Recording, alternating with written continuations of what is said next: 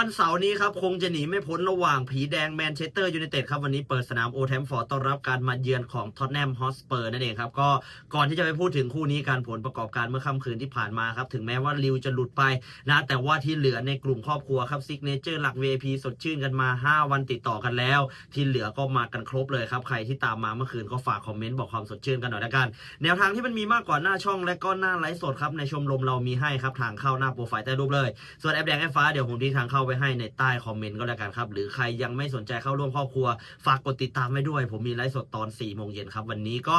แมนเชสเตอร์ยูไนเต็ดครับทีมที่กำลังฟอร์มร้อนแรงในยุคของคาร์ลิกครับเก็บชัยชนะมาได้3 เกมติดต่อกันแล้วไม่ว่าจะเป็นอาร์เซนอลแมนซิตี้ฟูลแลมตบยับครับก็ถือว่าผลงานร้อนแรงต่อเนื่องและวันนี้